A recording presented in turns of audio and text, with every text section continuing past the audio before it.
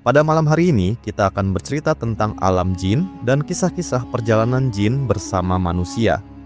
Sahabat Pijar Studio yang dirahmati Allah Subhanahu wa Ta'ala. Jika kita berbicara tentang jin, maka tidak bisa dipungkiri bahwa Al-Quranul Karim sendiri telah menegaskan keberadaan mereka. Bahkan, ada satu surat khusus yang membahas tentang bangsa jin, yaitu surat Al-Jin. Ini menunjukkan betapa seriusnya perkara ini dalam ajaran Islam. Kita mengetahui bahwa jin adalah makhluk ciptaan Allah Subhanahu wa Ta'ala yang diciptakan setelah para malaikat dan sebelum penciptaan manusia. Jadi urutan penciptaannya adalah Allah menciptakan malaikat, kemudian jin, baru setelah itu Allah menciptakan manusia.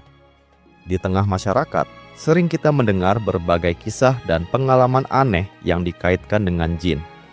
Ada yang mengatakan pernah mendengar suara-suara misterius, ada pula yang merasa dipanggil-panggil oleh sesuatu yang tak terlihat. Sebagian orang bercerita, saat tidur dan hendak bangun, tubuh mereka terasa terkunci, seolah-olah tidak bisa bergerak. Ada juga yang merasa seperti dipiting oleh makhluk gaib. Bahkan ada yang mengaku, ketika melewati suatu tempat tertentu, seluruh bulu di tubuhnya berdiri, mulai dari kaki hingga kepala. Cerita-cerita semacam ini cukup banyak beredar di tengah masyarakat kita. Namun, yang lebih penting untuk kita pahami adalah apa sebenarnya hakikat jin itu dan bagaimana hubungan mereka dengan kita, manusia. Sahabat Pijar Studio yang dimuliakan Allah Subhanahu wa Ta'ala. Dunia jin pada hakikatnya tidak jauh berbeda dengan kehidupan kita. Di antara mereka ada yang rajin beribadah, melaksanakan sholat, berpuasa, bahkan ada yang menunaikan umrah dan haji. Ada juga yang dermawan, gemar bersedekah, dan senantiasa berzikir. Bahkan di antara mereka ada yang berjuang di jalan Allah sebagai mujahidin fisabilillah. Namun, sebagaimana manusia, kebanyakan dari mereka justru hidup dalam kefasikan. Ada jin yang suka minum khamar, berzina, berdusta, menzalimi, dan menyakiti. Maka, sebagaimana manusia, jin juga terbagi menjadi dua golongan. Ada yang saleh dan taat kepada Allah, ada pula yang jahat dan durhaka kepada Allah.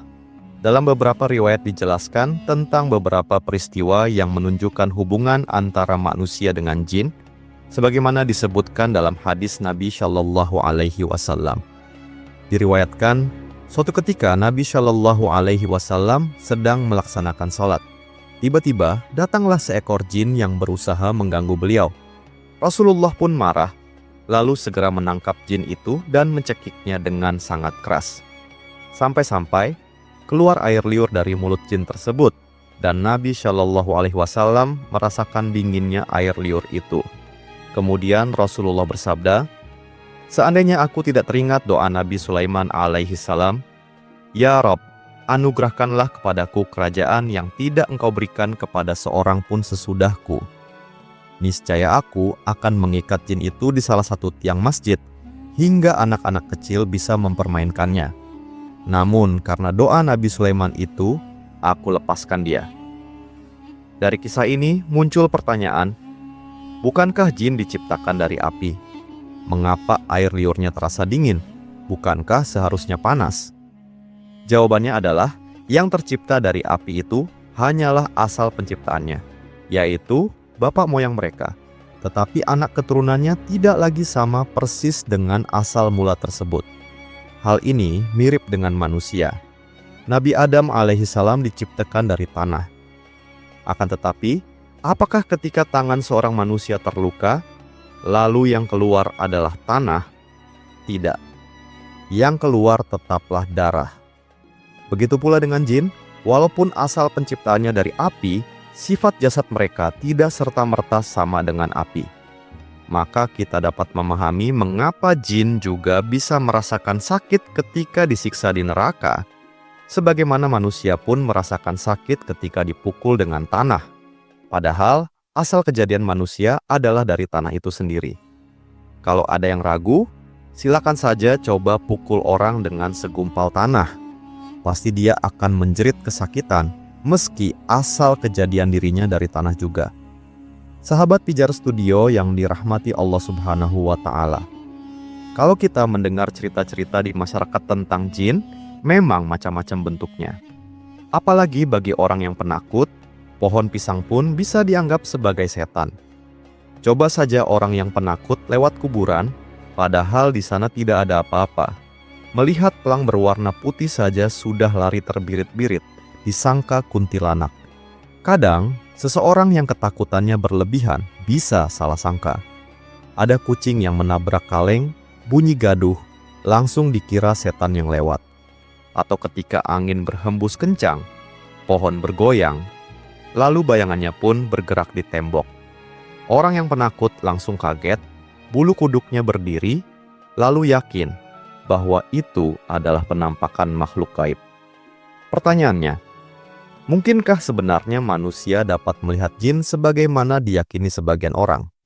Jawabannya, kita kembali kepada firman Allah Subhanahu wa Ta'ala. Sesungguhnya ia, iblis, dan golongannya melihat kalian dari tempat yang kalian tidak bisa melihat mereka. Surat Al-A'raf ayat 27. Artinya, secara hakikat, jin adalah bagian dari alam gaib yang tidak bisa kita lihat. Bahkan pada zaman Rasulullah Shallallahu Alaihi Wasallam sendiri, ada orang-orang munafik yang hidup di sekitar beliau. Namun Rasul tidak mengetahui siapa saja mereka, kecuali setelah Allah memberitahu melalui wahyu. Nama-nama orang munafik itu pun kemudian dicatat oleh Hudzaifah bin Al-Yaman radhiyallahu anhu. Kalau orang munafik yang nyata-nyata hidup di sekitar Nabi Shallallahu Alaihi Wasallam saja tidak bisa dikenali tanpa izin Allah, apalagi jin yang memang Allah jadikan bagian dari alam gaib.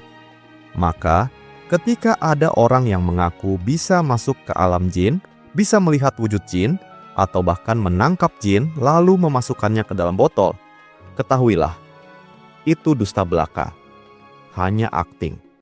Sebab Allah sendiri sudah menegaskan, mereka bisa melihat kita, sedangkan kita tidak bisa melihat mereka. Bagaimana mungkin sesuatu yang gaib bisa ditangkap dengan cara seperti itu? Mungkin ada yang bertanya, kalau begitu tidak adil dong Ustadz. Enak kali jin bisa melihat kita, sementara kita tidak bisa melihat mereka. Jawabannya, Allah Maha Adil. Di dunia memang jin diberi kemampuan untuk melihat manusia, sementara manusia tidak bisa melihat mereka. Tetapi kelak di akhirat, di surga, keadaan akan terbalik. Manusia bisa melihat jin, sedangkan jin tidak bisa melihat manusia. Itulah bentuk keadilan Allah Ta'ala. Namun, ada satu hal yang perlu kita pahami. Jin bisa tasyakul, yakni berubah rupa menjadi bentuk lain. Kadang menyerupai hewan atau sesuatu yang kita kenali. Misalnya, burung hantu disangka hantu karena namanya sama. Atau seekor kucing hitam yang tampak menyeramkan dikira setan, padahal sebenarnya hanya kucing garong biasa. Jadi, mungkinkah manusia melihat jin? Bisa saja, tetapi bukan dalam bentuk asli mereka.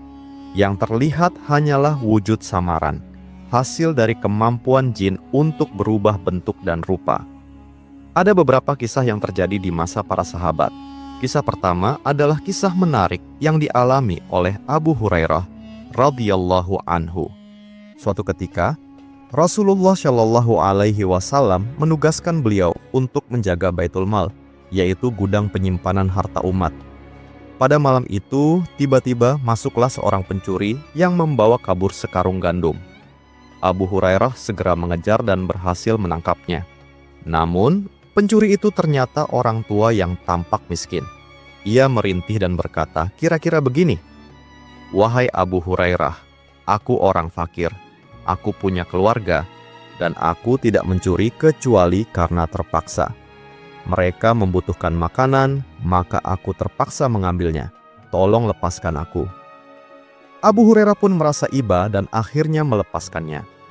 Keesokan harinya, ketika Abu Hurairah berjumpa dengan Rasulullah Shallallahu Alaihi Wasallam, Rasulullah kemudian bersabda, "Wahai Abu Hurairah, apa yang dilakukan tawananmu semalam?" Abu Hurairah pun menceritakan kejadian itu. Rasulullah Shallallahu Alaihi Wasallam menegaskan, ketahuilah, ia akan datang lagi malam ini." Benar saja, pada malam berikutnya pencuri itu datang lagi dan kembali mengambil gandum. Abu Hurairah menangkapnya untuk kedua kalinya. Namun, lagi-lagi pencuri itu memohon belas kasihan, menyampaikan alasan yang sama. Akhirnya, karena iba, Abu Hurairah kembali melepaskannya. Keesokan harinya, Rasulullah Shallallahu Alaihi Wasallam kembali bertanya, "Apa yang dilakukan tawananmu semalam, wahai Abu Hurairah?" Lalu Abu Hurairah menceritakan, dan Rasulullah Shallallahu Alaihi Wasallam kembali menegaskan, "Ia pasti akan datang lagi malam ini." Pada malam ketiga, benar saja pencuri itu datang kembali. Kali ini Abu Hurairah berkata dengan tegas, "Ini sudah ketiga kalinya. Aku tidak akan melepaskanmu lagi. Aku pasti akan menyerahkanmu kepada Rasulullah Shallallahu Alaihi Wasallam." Pencuri itu pun berkata, "Baiklah, wahai Abu Hurairah, kalau engkau mau melepaskanku, aku akan ajarkan sesuatu yang sangat bermanfaat bagimu. Bila engkau membacanya sebelum tidur, setan tidak akan mampu mendekatimu hingga engkau bangun kembali." Abu Hurairah bertanya, "Apa itu?" Ia menjawab, "Bacalah ayat Al-Kursi ketika engkau hendak beranjak tidur. Maka engkau akan selalu dilindungi oleh Allah dan setan tidak akan mampu mendekatimu sampai pagi." Mendengar itu, Abu Hurairah pun melepaskannya. Keesokan harinya, Abu Hurairah menceritakan semuanya kepada Rasulullah Shallallahu Alaihi Wasallam. Maka Rasulullah Shallallahu Alaihi Wasallam bersabda, "Tahukah engkau, wahai Abu Hurairah, siapa sebenarnya yang kau temui selama 3 malam itu?" Abu Hurairah menjawab, "Allah dan Rasulnya lebih mengetahui." Rasulullah Shallallahu Alaihi Wasallam bersabda, "Itu adalah setan yang menjelma menyerupai manusia. Benar, apa yang ia katakan kepadamu tentang ayat kursi. Bila engkau membacanya sebelum tidur, engkau akan dilindungi Allah hingga pagi. Tetapi ketahuilah, pada hakikatnya ia adalah pendusta dan kebanyakan setan adalah pembohong. Namun kali ini ia berkata benar." Dari kisah ini kita belajar, jin dapat tasyakul, berubah rupa menyerupai manusia. Dan dari lisan setan sendiri, terungkap keutamaan besar membaca ayat kursi sebelum tidur, sebagai pelindung dari gangguan makhluk halus. Kisah kedua adalah kisah Ubay bin Ka'ab radhiyallahu anhu dan jin muslim di padang pasir. Pada suatu perjalanan, Ubay bin Ka'ab radhiyallahu anhu bersama beberapa sahabat Nabi Shallallahu Alaihi Wasallam melakukan perjalanan dari Makkah menuju Madinah. Mereka harus menempuh padang pasir yang luas tanpa penunjuk jalan. Zaman itu belum ada peta, belum ada kompas, apalagi Google Maps. Hanya mengandalkan insting dan jalan yang biasa dilalui. Namun, kali itu mereka tersesat. Padang pasir benar-benar seperti lautan tanpa tepi.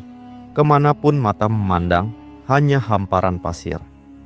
Mereka bingung, tidak tahu ke arah mana Madinah. Masalah semakin gawat ketika persediaan air habis. Mereka mencoba berjalan ke berbagai arah, selatan, barat, timur, tetapi tak menemukan setetes pun air. Dalam kondisi kehausan dan hampir putus asa, tiba-tiba muncullah sosok laki-laki besar. Tubuhnya tinggi menjulang laksana raksasa. Ubay bin Ka'ab terkejut, bahkan ketakutan, lalu bertanya, "Man anta? Siapa engkau?" Lelaki besar itu menjawab, "Aku adalah salah satu dari rombongan yang dahulu mendatangi Rasulullah Shallallahu Alaihi Wasallam, mendengarkan beliau membaca Al-Quran, sebagaimana yang Allah ceritakan dalam surah Al-Jin. Aku termasuk yang beriman dan masuk Islam." Lalu ia menambahkan, "Aku pernah mendengar Rasulullah Shallallahu Alaihi Wasallam bersabda, Al-Muslim akhul Muslim. Seorang Muslim adalah saudara bagi Muslim lainnya. Maka izinkan aku menolongmu. Ikutilah jalan yang akan kutunjukkan, niscaya kalian akan menemukan air." Akhirnya Ubay bin Ka'ab bersama para sahabat mengikuti arah yang ditunjukkan sosok tersebut. Benar saja, mereka menemukan mata air dan selamat dari kebinasaan. Dari sinilah kita tahu, jin pun bisa tasyakul, berubah rupa menyerupai manusia, dan ada di antara mereka yang beriman serta menolong kaum muslimin. Kisah ketiga adalah kisah Umar bin Khattab radhiyallahu anhu dan jin saleh di Nahawan. Kisah ini terjadi di masa Khalifah Umar bin Khattab radhiyallahu anhu, tepatnya saat kaum muslimin sedang dalam perjalanan menuju peperangan di Yamamah dan kemudian ke Nahawan. Seorang sahabat berjumpa dengan sosok yang penampilannya sangat aneh. Orang itu bertanya, "Dari mana kalian?" Sahabat itu menjawab, "Kami pasukan kaum muslimin, utusan Amirul Mukminin Umar bin Khattab." Sahabat itu balik bertanya, "Lalu siapa engkau?" Orang aneh itu menjawab, "Aku dari Nahawan. Ketahuilah, sebentar lagi kalian akan menyerbu Nahawan. Allah akan memberi kemenangan kepada kalian. Namun ketahuilah, yang akan memimpin perang kalian adalah Nu'man bin Bashir, dan ia akan gugur sebagai syahid dalam peperangan itu." Sahabat itu terkejut. Bagaimana mungkin sebelum perang dimulai sudah ada yang meramalkan kejadian besar itu? Bergegaslah ia menuju Umar bin Khattab radhiyallahu anhu, lalu menceritakan semuanya. Umar pun menanggapi dengan tenang, "Tahukah engkau siapa orang itu?" Sahabat itu menjawab, "Tidak, wahai Amirul Mukminin." Umar berkata, "Dia adalah Usaim Baridul Jin, salah satu jin saleh yang kadang datang membawa kabar." Dan benar saja, peristiwa itu terjadi persis sebagaimana yang dikatakannya. Kaum muslimin menang dan Nu'man bin Bashir radhiyallahu anhu gugur syahid di medan perang. Dari tiga kisah ini kita bisa mengambil pelajaran bahwa sebagaimana malaikat bisa tasyakul, menyerupai bentuk manusia, jin pun sama, bisa menyerupai manusia. Namun ada di antara mereka yang jahat, menyesatkan manusia, tapi ada pula yang beriman, bahkan menolong kaum muslimin. Ada sebuah kisah di zaman salaf, ada seorang hamba Allah yang saleh bernama Imran At-Tammar. Ia dikenal sebagai Ahadus Salihin, orang yang tekun beribadah dan selalu hadir dalam majelis gurunya, yaitu Al-Hasan Al-Bashri rahimahullah. Majelis Al-Hasan biasanya diadakan setelah salat subuh. Para penuntut ilmu datang dari berbagai penjuru dan tempat duduk selalu penuh. Karena itu, Imran sering datang lebih awal agar tidak ketinggalan duduk di depan. Suatu malam, bertepatan dengan malam Jumat, Imran sudah berangkat sejak jam 3 dini hari. Ia ingin sekali lebih awal tiba di masjid agar bisa berada dekat dengan gurunya. Namun, ketika sampai di masjid, ia terkejut. Masjid tertutup rapat. Semua pintu terkunci. Tidak ada seorang pun di dalam.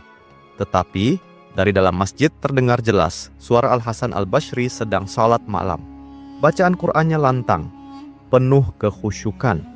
Dan yang lebih mengejutkan lagi, setiap kali gurunya membaca Al-Fatihah, khususnya ketika sampai pada ayat ghairil maghdubi alaihim waladdallin, terdengar suara gemuruh, amin, serentak, panjang, dan riuh, seolah-olah masjid penuh dengan jamaah yang salat di belakangnya. Imran terdiam, hatinya bergetar.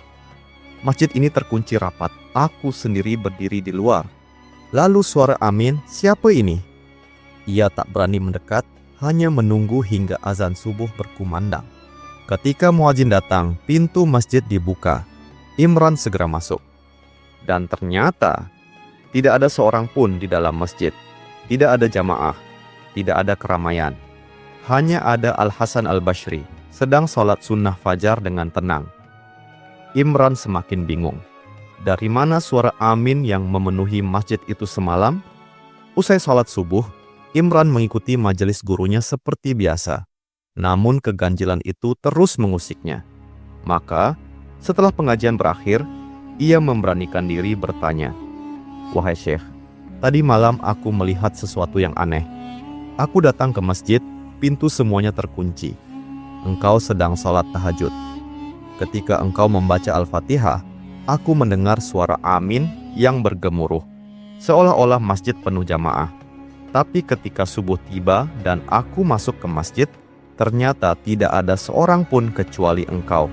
Dari manakah suara itu, wahai Syekh?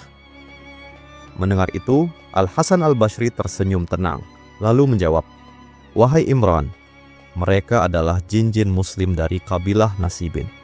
Setiap malam Jumat mereka datang berkumpul di belakangku.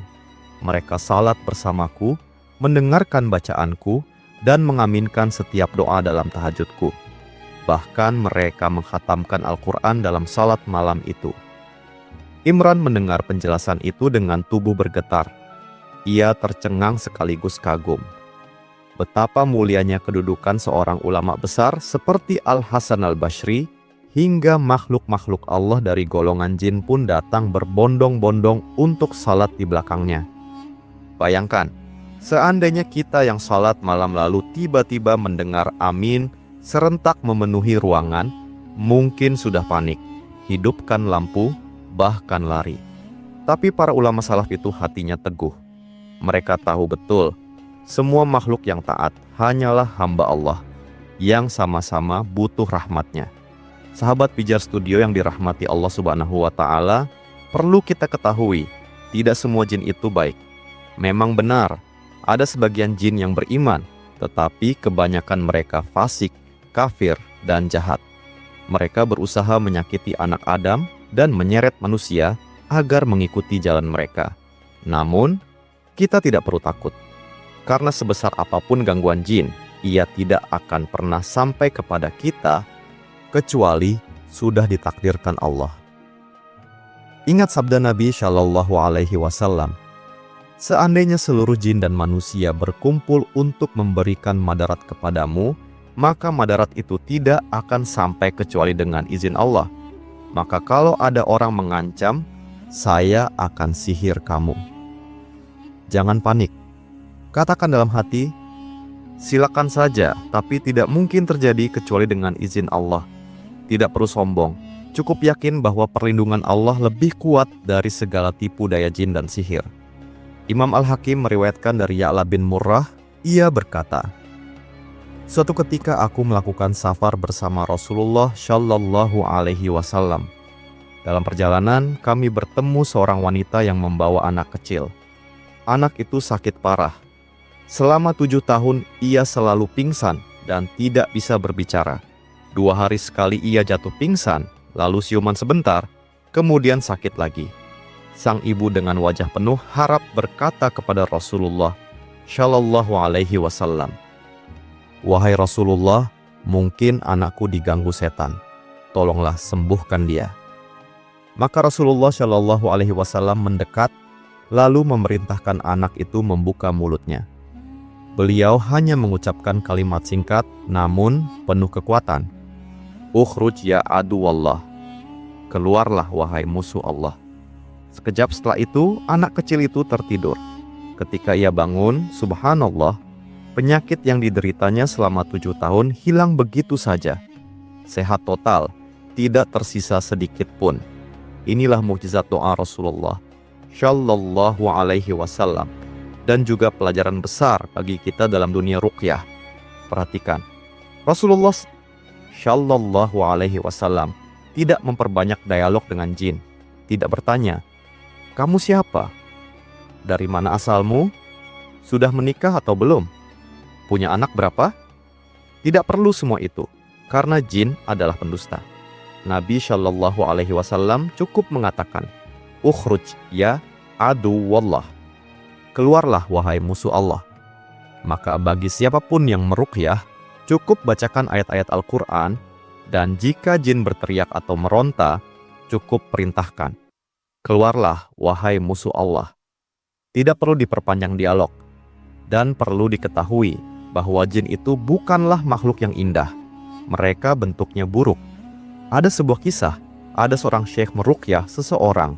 Seseorang itu sedang kemasukan jin yang mengaku wanita tercantik di kaumnya. Syekh itu bertanya, kalau kamu makhluk tercantik di kaummu, bagaimana bentukmu? Jin itu menjawab, aku memiliki 9 kaki. Bayangkan, meski mengaku paling cantik, ternyata wujud aslinya menyeramkan, seperti gurita atau cumi-cumi.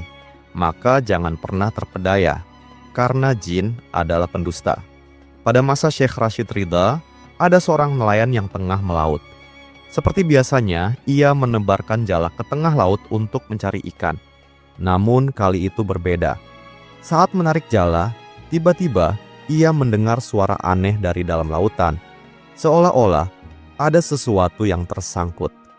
Suara itu begitu ganjil, membuat hatinya gentar. Ketakutan menguasai dirinya, hingga ia melepaskan jala dan segera pulang. Sejak peristiwa itu, hidupnya tidak lagi tenang. Ia mulai sering diganggu jin.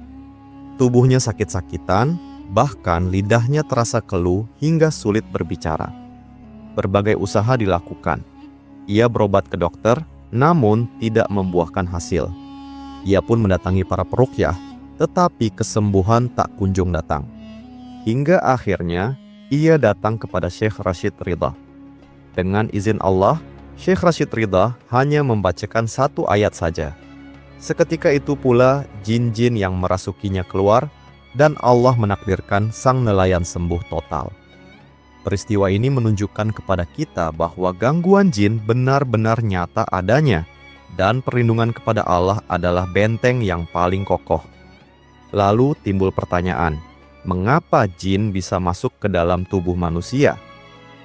Para ulama menjelaskan beberapa sebabnya. Pertama, bisa jadi karena jin jatuh cinta kepada manusia. Bagaimana mungkin?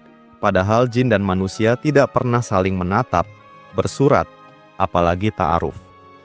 Salah satunya, kata ulama, terjadi karena seseorang sering masuk ke kamar mandi tanpa membaca doa perlindungan. Allahumma inni a'udzubika minal khubutsi wal khobaits. Ketika lupa berdoa, aurat kita dapat terlihat oleh jin. Namun jika doa itu dibaca, maka meskipun seseorang telanjang, Allah menutup pandangan jin dari auratnya. Jika setiap hari jin melihat aurat manusia yang lalai, tidak heran bila akhirnya timbul rasa cinta dari jin itu, lalu ia enggan melepaskan manusia tersebut. Kedua, bisa jadi karena dendam. Misalnya, tanpa sadar seseorang buang air di lubang tanah, padahal disitulah sarang jin. Jin yang merasa terganggu marah, lalu balas dendam dengan memasuki tubuh manusia. Rasulullah Shallallahu Alaihi Wasallam sendiri telah mengingatkan, jangan kencing di lubang, karena bisa jadi tempat tinggal makhluk gaib. Ketiga, ada juga yang masuk karena iseng. Seseorang yang lalai, sering melamun, jauh dari zikir, dan jarang membaca Al-Quran, bisa menjadi sasaran empuk bagi jin untuk bermain-main. Namun yang paling berbahaya adalah jin yang datang sebagai suruhan tukang sihir. Jin semacam ini bisa menimbulkan penyakit, memisahkan suami istri, bahkan menimbulkan kematian dengan izin Allah. Karena itu, satu-satunya jalan keselamatan adalah banyak berlindung kepada Allah Subhanahu wa Ta'ala dengan zikir, doa, dan bacaan Al-Quran.